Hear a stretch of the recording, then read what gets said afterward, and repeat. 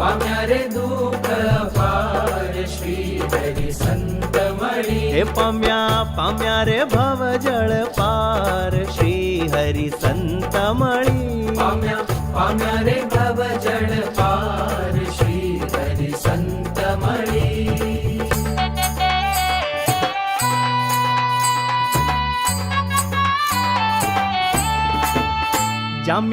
જામ્યા રે સુખ ઉરમાય શ્રી હરિ સંત મળી જામ્યા રે સુખ ઉરમાય શ્રી હરિ સંત મળી હે સર્યા રે સર્વે કાજ શ્રી હરિ સંત મળી સર્યા રે સર્વે કાજ શ્રી હરિ સંત મળી હે ભર્યા રે અભરે આબ શ્રી હરિ સંત મળી ભર્યા રે અભરે આબ શ્રી હરિ સંત મળી હે ઠર્યા રે પામી સુખ ઠામ શ્રી હરિ સંત મળી ઠર્યા રે પામી સુખ ઠામ શ્રી હરિ સંત મળી હે પામ્યા રે ભવ જળ પાર શ્રી હરિ સંત મળી હે પામ્યા રે ભવ જળ પાર શ્રી હરિ સંત મળી સ્વામી, આપ ભગવાનનું સાક્ષાત સ્વરૂપ અને આપે અમને દર્શન, પ્રસાદી, વાતો અને મળવાનો અનેકવાર લાભ આપ્યો છે.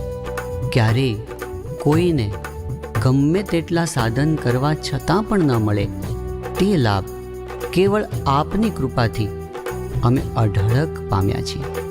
જન્મો જન્મથી અમે યમ યાતનાઓ ભોગવી છે, યમના હાથે માર ખાધો છે, પણ હવે આ વખતે તો આપની પ્રાપ્તિના બળે અમે યમના માથે પગ મૂક્યો છે. આપના પ્રત્યેની અનન્ય નિષ્ઠાથી માયા સામે અમારો જ્વલંત વિજય થયો છે. અમે જગ જીતી ગયા છીએ. લીધો રે પૂરણ લાભ શ્રી હરિ સંત મળી લીધો રે પૂરણ લાભ શ્રી હરિ સંત મળી હે દીધો રે જમશીર પાવ શ્રી હરિ સંત મળી દીધો રે જમશીર પાવ શ્રી હરિ સંત મળી હે થઈ રે જગમાં જીત શ્રી હરિ સંત મળી થઈ રે જગમાં જીત શ્રી હરિ સંત મળી હે ગઈ રે અન્યની પ્રતીત શ્રી હરિ સંત મળી ગઈ રે અન્યની પ્રતીત શ્રી હરિ સંત મળી હે પામ્યા રે ભવ જળ પાર શ્રી હરિ સંત મળી પામ્યા રે ભવ જળ પાર શ્રી હરિ સંત મળી સ્વામી, આપની પ્રાપ્તિથી, ભગવાનની પ્રાપ્તિથી અમારો જય જયકાર થઈ ગયો. પામીને જે પામવાનું હતું એવા આપને પામીને અમે ધન્ય થઈ ગયા, અપાર સુખના અધિકારી બની ગયા. હિમાલય જેવી આપની પ્રાપ્તિની સામે આ લોકના સુખ દુઃખ, માન અપમાન હવે સાવ ટેફા જેવા થઈ ગયા.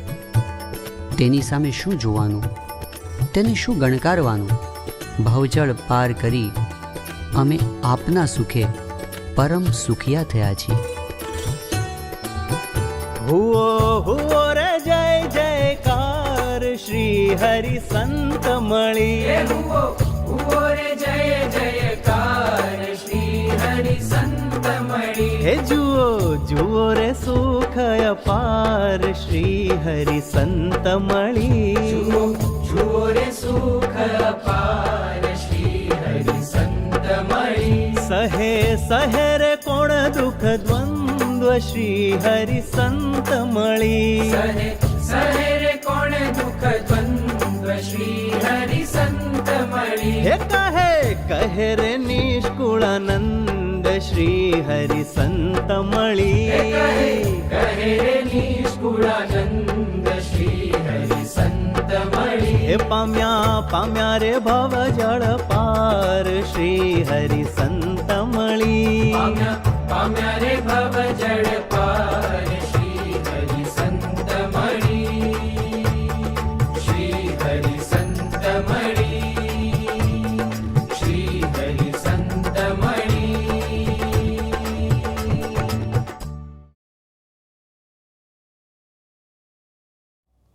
શ્રી સ્વામિનારાયણ ભગવાનની જય, અક્ષર પુરુષોત્તમ મહારાજની જય, ગુણાતીતાનંદ સ્વામી મહારાજની જય, પ્રમુખ સ્વામી મહારાજની જય, મહંત સ્વામી મહારાજની જય, સુરત અક્ષરધામ મહોત્સવની જય, પ્રમુખવર્ણી અમૃત મહોત્સવની જય. કુટુંબમાં બધા ભેગા રહેતા હોઈએ, એમાં એકબીજાને આપણે મહિમા સમજીએ, એકબીજાના ગુણોનો વિચાર કરીએ તો આપણે એકબીજાને ક્ષમા આપી શકીએ અને ભૂલોને ભૂલી શકીએ. મહંત સ્વામી ઘણી વખત કહે છે ને, forget and forgive, forgive and forget. તમે માફી આપો પણ પછી યાદ નહીં રાખવાનું, ભૂલી જ જવાનું. પણ આ બધી વસ્તુ ક્યારે થાય છે કે અંતરમાં એક શુદ્ધ ભાવ હોય તો. પણ મનમાંથી જો પહેલેથી ખોટા ભાવ બંધાઈ ગયા હોય તો રાગ દ્વેષ વધતા જાય ને એમાં ઝઘડા જ ઊભા થતા જાય છે. એક ખાલી વાર્તા છે, એક સમજવા જેવી વાત છે કે એક માતાએ પોતાની દીકરીને પરણાવી, સાસરે મોકલી. તો જેમ કાયમ બને એવી રીતે થાય કેવું કે સાસુ વહુના ઝઘડા શરૂ થાય. સાસુના મનમાં એમ હોય કે હું બધું માર્ગદર્શન આપું એ પ્રમાણે થવું જોઈએ, તો વહુને એવું થાય કે આ દરરોજ મારી પાછળ કચકચ કચકચ કરે છે, હું બધું સરખું તો કરું જ છું.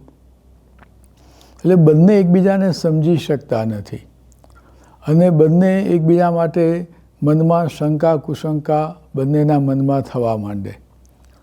પરિણામ શું આવે? વહુને પછી બોલ્યા વગર રહેવાય નહીં, એ ગુસ્સામાં જેમ તેમ બોલી નાખે તો સામે સાસુ પણ અકળાઈ જાય, એ પણ ગુસ્સામાં આવી જાય. તો પેલી વહુ હતી એટલે પછી પોતાની મા પાસે પાછી ગઈ કે મા, તો હવે સાસુ બહુ હેરાન મને કરે છે, એની સાથે રહેવું અઘરું પડશે. એની મા એને સમજાવે, બેટા ધીરજ રાખ, બધું સારું થઈ જશે. પણ પરિણામ કંઈ આવતું નહોતું. એક વખત, બે વખત, 3 વખત પોતે સાસુ સાથે આ બધા ઝઘડાઓ થાય, પછી 2-3 મહિને પાછી પોતાની મા પાસે જાય, વળી પાછી જાય. પછી એની માને બહુ કહ્યું એટલે એની મા કહે કે જો બેટા, આ બધી વાત પર તો એવું લાગે છે કે તારી સાસુ હવે ઉંમર તો થઈ છે, પણ જો ધામમાં જાય ને તો તને શાંતિ થાય. તો કે એ વાત સાચી. તો કે આપણે એક કામ કરીએ કે હું છે ને તને એક સ્લો પોઈઝન આપું છું, કે એ સ્લો પોઈઝનની બધી પડીકીઓ છે ને ત્યાં રાખવાની, તારી સાસુને દરરોજ સવારના ચામાં એ પડીકી નાખીને પીવડાવી દેવાની. એટલે 4-5 મહિને તારા સાસુ સહેજે સહેજે ધામમાં જતા રહેશે, મૃત્યુ પામશે. એટલે તારે ચિંતા નહીં અને કોઈ બહાર પછી માથાકૂટ નહીં, ઝંઝટ નહીં. તો પેલી દીકરી રાજી થઈ ગઈ. એ પાવડરની પડીકીઓ લઈને, ચલો હું જઉં પાછી સાસરે. ત્યાં એની મા કહે પણ જોજે સાચવજે, તું ઝઘડો નહીં કરતી ઘરમાં હમણાં છે ને, તું એને પ્રેમથી બોલાવી ચલાવીને સંબંધ સારા રાખજે સાસુ સાથે, નહીં તો તારા ઉપર લોકોને શંકા જશે. દીકરી કે બરોબર. એ સાસરે આવી પછી દરરોજ 2-3 દિવસ પછી સાસુમાને પ્રેમથી બોલાવે કે બા આવો ને ચા પીવા માટે, કેમ દેખાતા નથી, લો ચા પીવો, બરોબર છે ને, સારી છે ને. એના મનમાં શું હતું કે પ્રેમથી બોલાવીને ચામાં પેલી પડીકી આપી દેવી, અને પડીકી એવી ચા પીએ એટલે કે 2-3-4 મહિને સાસુ પોતે મૃત્યુ પામે.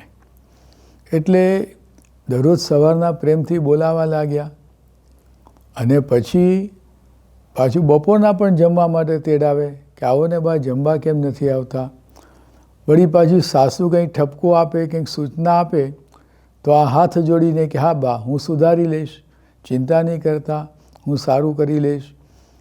તેની સાસુને થયું કે ના હવે વહુ તો સાંભળે છે મારી વાત, બહુ સારું છે, કંઈ ચિંતા જેવું નથી. એટલે સાસુના મનમાં પણ નિરાશ થવા લાગી.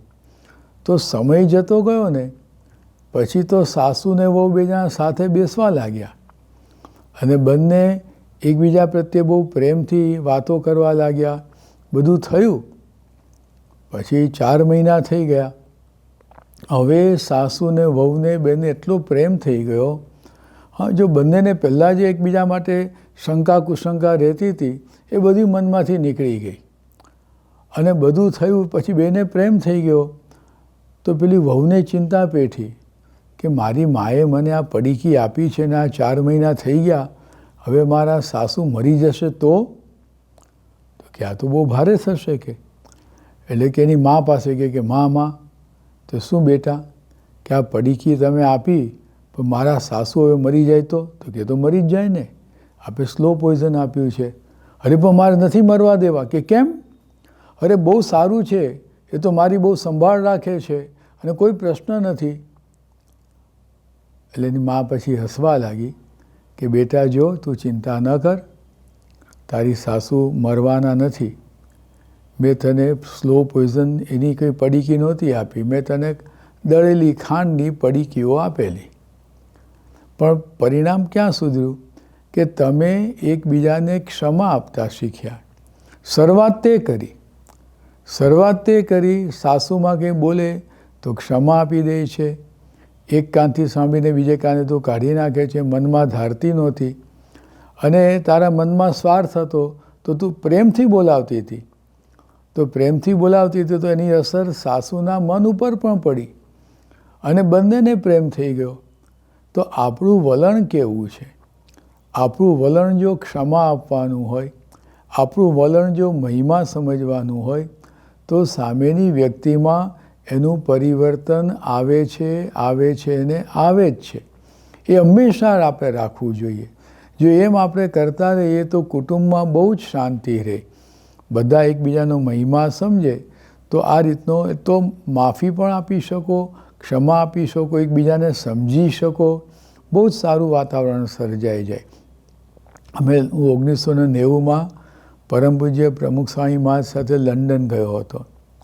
લંડનમાં એક કુટુંબમાં આવો જ પ્રશ્ન થયેલો, સાસુ વહુનો ઝઘડો થયેલો. હવે પ્રમુખ સ્વામી મહારાજ પાસે બધી વાત આવી તો પ્રમુખ સ્વામી મહારાજે વડીલ હરિભક્તો દ્વારા પેલા બહેનને સાસુને કહેવડાવ્યું કે તમે ઉદાર દિલ રાખો અને આ વહુને હવે તેડાવી લો પાછી. પણ સાસુના મનમાં હતું કે ભાઈ બહુ બોલ કરે છે ને આમ છે ને તેમ છે ને. એણે પાછા વડીલ હરિભક્તો દ્વારા પાછું બધું કહેવડાવ્યું.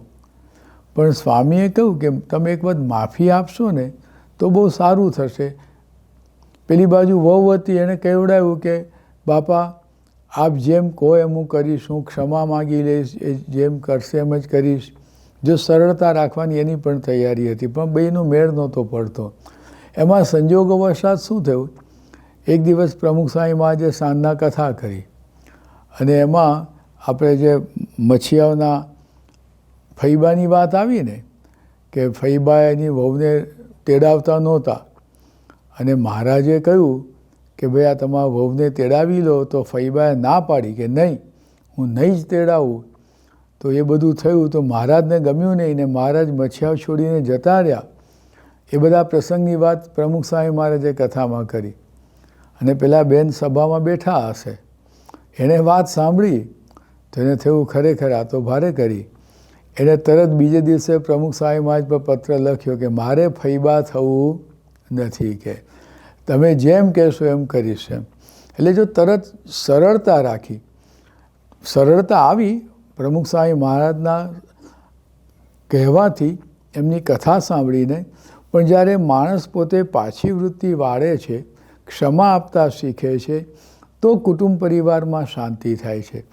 પરિવારમાં બધા બાપ દીકરો ભેગા રહેતા હોય, બધા એ બધાની અંદર પણ એકબીજાનું મહિમા સમજીને આપણે જ્યારે એ લેટ ગો કરીએ છીએ, ભૂલી જતા શીખીએ છીએ અને મહિમા સમજીએ છીએ તો પરિવારમાં એકબીજા પ્રત્યે પ્રેમ રહે છે અને બધા હળી મળીને સંપીને રહીએ તો ખરેખર પરિવાર પણ એક મંગલમય વાતાવરણ બની જાય છે. પરિવારમાં ઘર પણ એક મંદિર બની જાય છે. તો આવું આપણે પ્રયત્ન કરીએ જેથી એકબીજાનો મહિમા સમજીએ, ક્ષમા આપતા શીખીએ, ભૂલી જતા શીખીએ તો પરિવાર બહુ સુંદર રીતે એક આમ રમણીય વાતાવરણ, આનંદમય વાતાવરણ થઈ જાય અને ઘર પણ એક મંદિર બની જાય. એવું આ કાર્ય એ પ્રમુખ સ્વામી મહારાજ આપણને હંમેશા કરાવવા માગે છે. તો એ રીતે આપણે સમજીએ, વિચારીએ, એકબીજાને સમજીએ અને ક્ષમા આપતા શીખીએ તો આપણો પરિવાર પણ ખૂબ જ સુખ શાંતિમય બને. શ્રી સ્વામિનારાયણ ભગવાનની જય.